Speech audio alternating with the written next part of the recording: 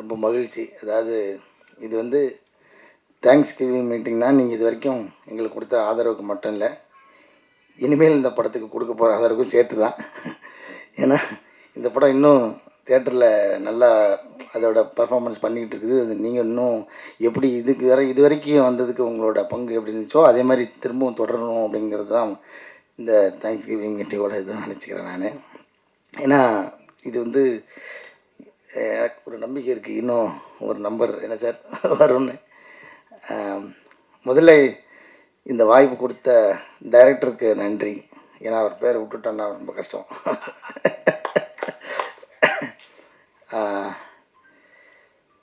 அப்புறம் ஃபஸ்ட்டு வந்து இந்த படம் ஆரம்பிக்கும் போது நான் கொஞ்சம் போர் அடிச்சுன்னா இன்றைக்கி ஒரு நாள் அட்ஜஸ்ட் பண்ணிக்கங்க, வேறு வழி இல்லை.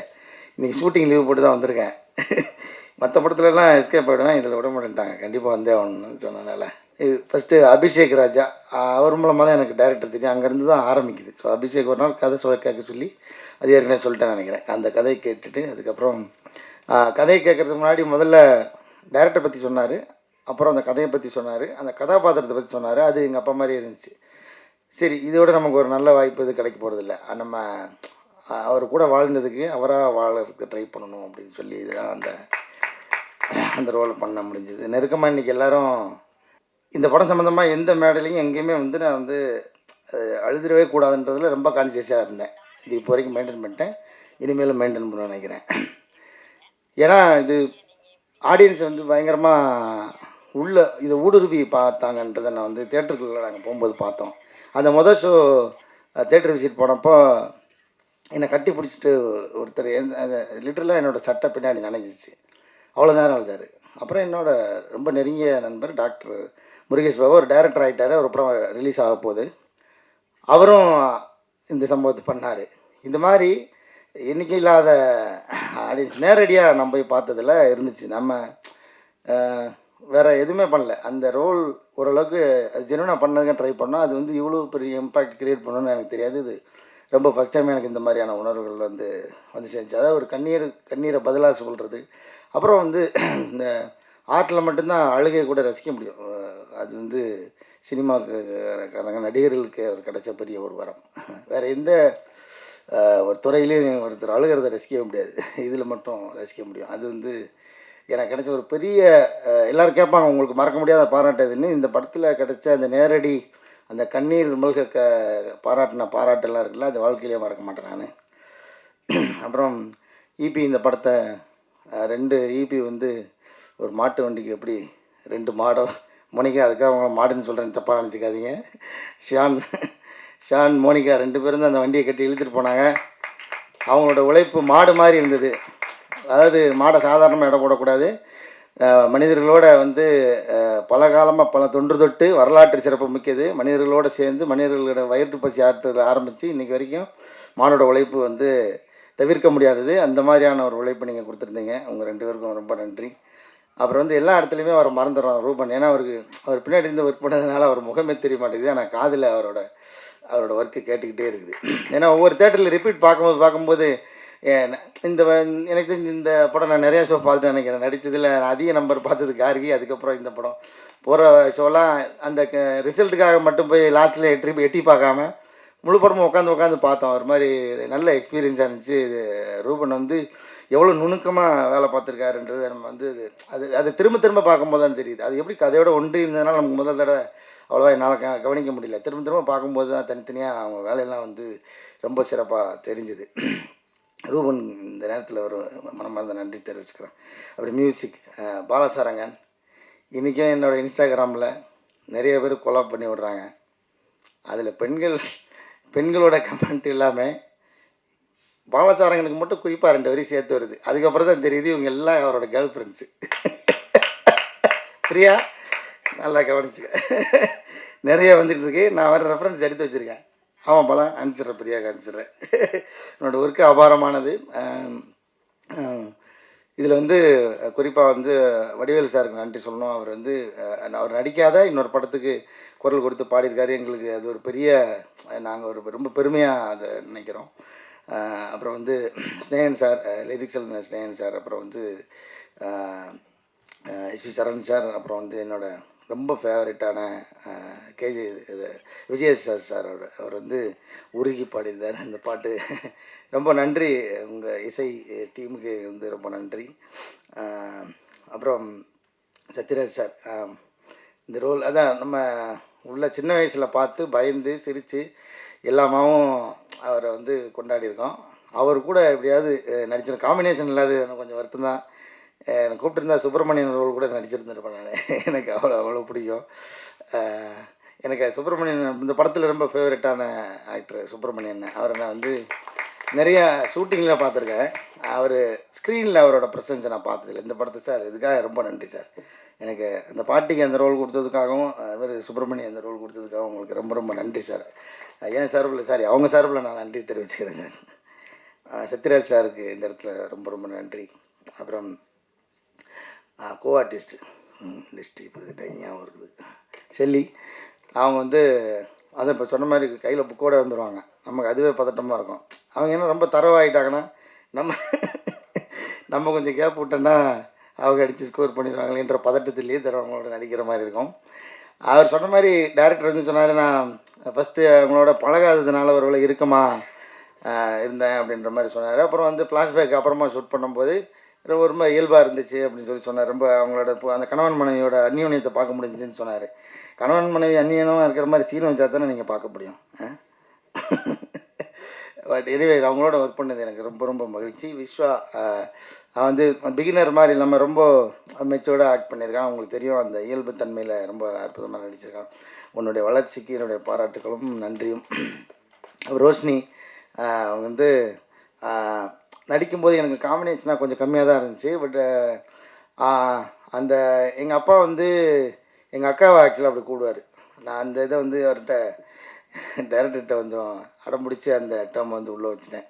அந்த என்னடா பாப்பான்னு சொல்லி கூப்பிட்றது. அது வந்து பேர் சொல்லி கொடுக்க மாட்டார், அவர் அப்படி தான் கூப்பிடுவார்.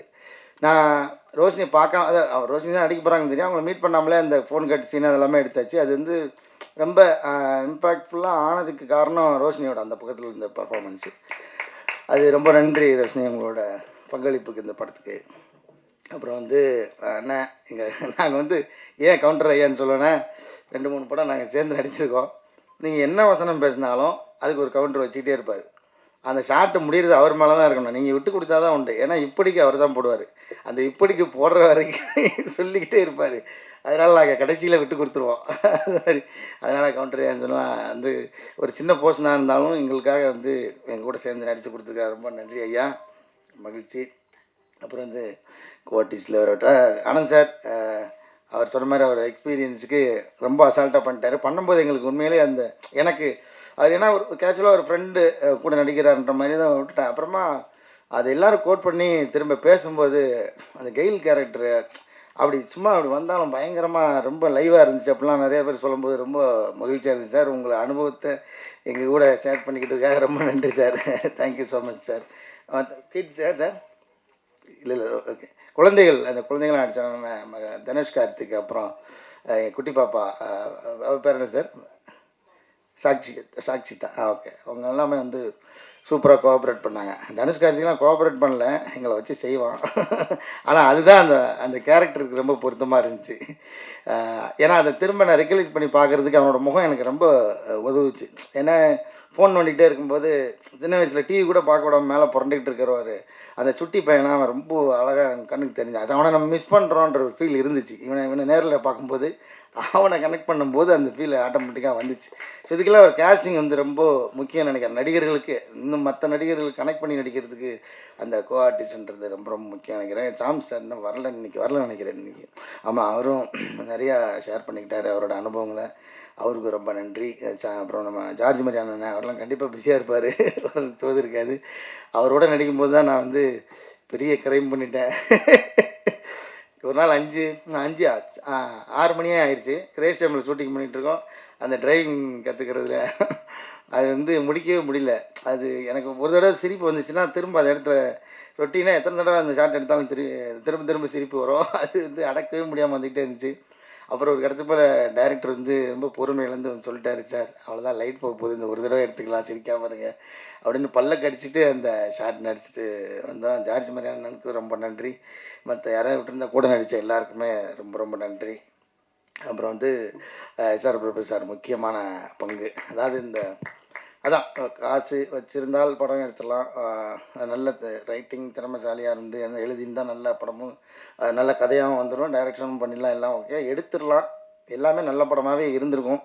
ஆனால் அது மக்கள்கிட்ட போய் சேர்றதுக்கு வந்து முக்கியமான ஒரு காரணம் வந்து எஸ்ஆர் பிரபு சார். அது வந்து அந்த மாதிரியான ஒரு லேபிள் அடித்து ஒட்டும்போது தான் அந்த ப்ராடக்டே வந்து வேல்யூவாக மாறுது, இன்னும் கொஞ்சம் கூடுதுன்னு நினைக்கிறேன். ஸோ உள்ளே இருக்கிற அந்த பொருள் தரமாக இருந்தாலும் அது மேலே ஓட்டுற லேபிள் ரொம்ப முக்கியன்ற மாதிரி எஸ்ஆர் பிரபு சார் இந்த படத்தை வந்து ரிலீஸ் பண்ணதுக்காக எங்கள் டீம் சார்பாக நன்றி தெரிவிச்சுக்கிறோம். குகன் சார் ரொம்ப நன்றி சார். உங்களோட அந்த முதல் அந்த சொல்கிறது அந்த ஃபஸ்ட்டு இது இருக்குல்ல, அது நீங்கள் சொன்னது தான் டேரக்டர் அடிக்கடி சொல்லியிருப்பாரு. குகன் சாரோட ரியாக்ஷன்லேயே எனக்கு தெரிஞ்சிருச்சு இந்த படம் எப்படி வாங்கிடுவாங்க அப்படின்றது. அந்த மாதிரி நீங்கள் இந்த படத்தை ரிசீவ் பண்ணதுக்காக ரொம்ப நன்றி சார். ஜாக்கி சார் இதுக்கு முன்னாடி கார்கி ஒர்க் பண்ணோம். அப்போ இந்த படம் கதை கேட்டு ஒரு நாள் எனக்கு ஃபோன் அடிச்சு கதை கேட்டுட்டு ஃபோன் அடித்தார் நினைக்கிறேன். ஆமாம் ஆமாம், இந்த மாதிரி நான் தான் பண்ணுறேன் அப்படின்னாரு. எனக்கு ரொம்ப சந்தோஷமாக இருந்துச்சு. அவ்வளோ பிஸிலையும் அவ்வளோ பெரிய பெரிய படங்களுக்கு, அந்த பெரிய முரட்டு படங்களுக்கு மத்தியிலையும் இந்த படத்துக்கு வந்து ரொம்ப ஆத்மார்த்தமாக வேலை பண்ணி கொடுத்த ஜாக்கி சாருக்கு வந்து ரொம்ப நன்றி. எடிட்டர் சமோஸ்கி அதான் அவரை பற்றி பாராட்டுறதுக்கு என்ன இருக்குது, ஏன்னா அவர் வேலையை முடிக்கவே இல்லை, இன்னமும் அவருக்கு வேலை கொடுத்துக்கிட்டே இருக்காங்க பாவம். எனக்கு தெரிஞ்சு நான் பேசுகிறதையும் கொண்டு போய் எடிட் பண்ணி நைட் எடிட் பண்ணி காலைல போஸ்ட் பண்ணுவார். அவ்வளோ கண்டென்ட் எடிட் பண்ணிக்கிட்டு இருக்காரு.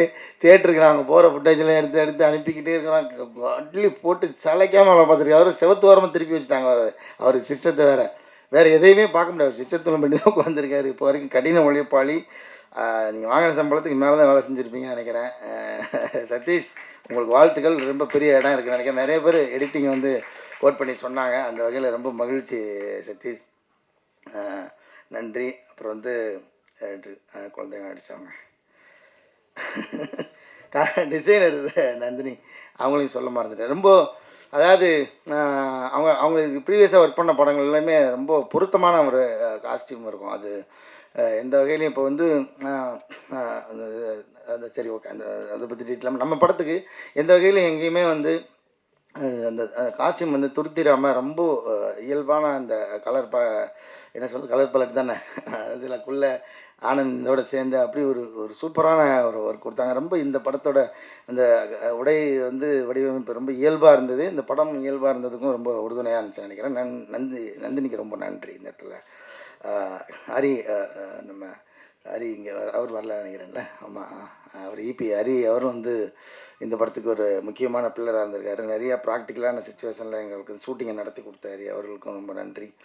அப்புறம் தியேட்டரில் வந்து இந்த படத்தை வந்து சொந்த படம் மாதிரி ஒரு வீட்டுக்கு வந்து விருந்தாளி எப்படி கவனிப்பாங்களோ அது மாதிரி இந்த படத்துக்கு நிறைய கவனித்து நிறைய ஸ்க்ரீன்லாம் கொடுத்து ஸ்பெஷல் அட்டென்ஷன்லாம் கொடுத்த திரையரங்க உரிமையாளர்களுக்கும் அந்த தொழிலாளர்களுக்கும் எங்களை மனமார்ந்த நன்றியை தெரிவிச்சுக்கிறோம் இதன் மூலமாக. அப்புறம் வந்து நிறைய வாட்டி அவரை சொல்ல மறந்தேன், யுவராஜ். அதான் எப்படி சொல்லுவாங்க, அந்த இன்ஜின் மாதிரி வண்டிக்குள்ளே இருந்து ஓடிக்கிட்டே இருக்கார் அவர் தான் இந்த இன்ஜினை வந்து ஸ்டார்ட் பண்ணதுக்கப்புறம் ஓட்டிக்கிட்டே இன்றைக்கி வரைக்கும் வண்டி ஓடுறதுக்கு காரணமாக இருக்கிற யுவராஜ் அவர்களுக்கு ரொம்ப ரொம்ப நன்றி. அப்புறம் டைரக்டர், ஆமாம் இது வந்து பெரிய நன்றியாக சொல்லணும், அதனால் கடைசியில் ஒரு எழுதி வச்சுட்டேன். ஏன்னா விட்டுறக்கூடாதுன்னு முதல்ல நன்றி சொன்னேன். அப்புறம் ரொம்ப நன்றி சார். எதுக்கு நன்றினா, நான் வந்து எனக்கு வாய்ப்பு கொடுத்தது அது எல்லாத்தையும் தாண்டி ஒரு நன்றி சொல்ல விரும்புகிறேன். ஏன்னா ஒரு சாதாரண மனுஷனுடைய வாழ்க்கையை படம் எடுக்கிறதுக்கு என்ன இருக்குது அப்படின்ற ஒரு கேள்வி இருக்குல்ல, அது ரொம்ப அதாவது நீங்கள் சொல்கிற மாதிரி அது முழுசாக அப்படியே என்னால் ஏற்றுக்க முடியல. ஏன்னா ஒரு சாதாரண மனுஷன்ன்றது நிறைய கதைகள் இருக்குது. ஆனால் இந்த கதையை சொன்னது இருக்குல்ல, இந்த கதையை சொன்ன விதம் இருக்குல்ல, அது ரொம்ப முக்கியமானதாக நான் பார்க்குறேன். ஏன்னா நான் தான் அந்த கதை கேட்டோடனே எங்கள் அப்பாவோட சட்டை வாசனை அடிச்சது எனக்கு. ஏன்னா அவர் அந்த ஸ்பரிசத்தில் ஒரு ஒரு ஒரு கவிதையை மொழிபெயர்த்து அந்த மொழிபெயர்ப்பை படமாக்கின மாதிரி எனக்கு வந்து ஒரு ஃபீல் வந்துச்சு. ஏன்னா நம்ம ஒரு அப்பா வந்து அந்த டீனேஜ் ஆனதுக்கப்புறம் அந்த பசங்கிட்ட இருந்து அந்த விலகின அந்த ஸ்பரிசத்தை அவர் வந்து அந்த ஸ்பரிசத்துக்காக ஏங்குறாரு. ஆனால் அதுக்காக எந்த காரணமும் கிடையாது. இவருக்கு அதுக்கு எந்த காரணமும் இல்லாமல் இருக்கார். ஸோ இப்படி இந்த அந்த கதாபாத்திரத்தோட தன்மையை சொன்னது இருக்குல்ல சார், அது வந்து சொல்கிற போது எனக்கு ஓகே. அதை வந்து நீங்கள் அந்த ஸ்க்ரீனில் கொண்டு வந்தது தான் சார். அதுக்காக முதல்ல நன்றி சார் உங்களுக்கு. இந்த மாதிரி படமும் எடுங்க சார். நீங்கள் ஹிஸ்டாரிக்கல் படம் எடுக்க போகிறீங்கன்னு கேள்விப்பட்டேன். அடுத்தது அதையும் எடுங்க. நடுவில் நடுவில் இப்படி படமும் நீங்கள் கண்டிப்பாக எடுக்கணும் சார். ஏன்னா இது மாதிரியான படம் நமக்கு ரொம்ப முக்கியம் சார். நம்ம எப்போ பார்த்தாலும் மலையாள படங்கள்லாம் சொல்லிக்கிட்டே நம்மளை வெறுப்பேற்றிக்கிட்டே இருக்காங்க. மலையாள படங்கள் மாதிரி நம்ம படம் வரலன்னு கோச்சிக்காதீங்க சொல்லி, சும்மா ஒட்டு மொத்தமாக சொல்லலை. நிறைய அப்படி ஒரு பொதுவான வதந்தி ஒன்று இருக்குது, நான் இல்லைன்னு சொல்லலை. நான் மட்டுமா சொல்கிறது, இண்டஸ்ட்ரி ஃபுல்லாக எல்லாருமே சொல்லிட்டு இருக்காங்க. இப்போ ஒரு மலையாள படம் வந்திருக்கு பார்த்தியா, சரி இருக்கட்டும், அங்கேயே எல்லா படத்தையும் நீங்கள் பார்க்குறீங்களா அப்படின்னு வந்து அதை கேட்பேன். பட் எனக்கும் ரொம்ப மலையாள படங்கள் நிறையா பிடிக்கும். அதுலேருந்து நிறைய ரெஃபரன்ஸ் எல்லாம் நான் வந்து படம் பார்த்துருக்கேன். அதெல்லாம் எதுவும் சொல்ல. அந்த மாதிரி நம்ம அந்த மலையாள படங்களவே நம்ம சொல்லிக்கிட்டே இருந்ததுக்கு, அந்த மாதிரியான படங்கள் எடுத்ததுக்காக உங்களுக்கு நன்றி சார். இதை மாதிரி அப்புறம் அப்புறம் எனக்கு வந்து என்னென்னா, அது ஒரு இப்படி ஒரு அச்சீவ் பண்ணிட முடியும் அப்படின்னு நீங்கள் நிரூபிச்சிங்களா சார். அது வந்து நிறைய பேருக்கு ஒரு நம்பிக்கை கொடுத்துருக்குன்னு நினைக்கிறேன். அதுக்காக உங்களுக்கு நன்றி சார். இப்போ எனக்கு அதான் நான் இந்த படத்தில் நடித்து உள்ளேருந்து சொல்ல, இது வெளிலிருந்து நான் உங்களை பார்க்குற பார்வையாக தான் நான் சொல்கிறேன். இது மாதிரி நிறைய பேருக்கு இனிமேல் இந்த ஒரு புது முயற்சி எடுக்கணும். ஒரு எளிய மனிதனுடைய கதையை வந்து இயல்பான ஒரு இதில் வந்து எடுக்க முடியும். அது வந்து அதை வந்து வியாபாரமாகவும் ஆக்க முடியும். அது வந்து இந்த லாபமும் சேரும் அப்படின்றத நீங்கள் காமிச்சதுக்காகவும் நன்றி சார். ரொம்ப நன்றி. யார் பேராவது விட்டுருந்தேன்னா மன்னிக்கணும். கிட்டத்தட்ட எல்லாரும் பேரையும் சொல்லிட்டேன் நினைக்கிறேன். அப்புறம் அதான் நான் மறுபடியும் உங்கள்கிட்ட முதல்ல சொன்னது தான் ஐயா நான் சொல்கிறேன். இது வந்து சரி வேலை முடிஞ்சிருச்சு, தேங்க்ஸ் கிவிங் மீட்டிங் அப்படின்ற மாதிரி விட்றாதீங்க. தொடர்ந்து இதை இன்னமும் கொஞ்சம் தூக்கி கொண்டு போவீங்கன்னு நினைக்கிறேன். ஏன்னா இந்த படம் நாங்கள் எதிர்பாராத ஹைட்டுக்கு போனதுக்கு காரணமே வந்து முதல் காரணம் நீங்கள் தான். அதுக்கப்புறம் அது மக்கள்கிட்ட போய் சேர்ந்தது, மக்கள் வந்து ஆதரவு கொடுத்தா அந்த மக்கள்கிட்ட கொண்டு போய் சேர்த்தது நீங்கள் தான். அதே மாதிரி தொடர்ந்து இந்த படத்தை இன்னமும் ஆதரவு கொடுத்துக்கிட்டே இருங்க. இன்னொரு தேங்க்ஸ் கிவிங் மீட்டிங் இருக்குது, அதை நான் இந்த இடத்துல பதிவு பண்ணுறேன். அது ஒரு வெற்றி விழாவாகவே இருக்கும்னு நான் நம்புகிறேன்.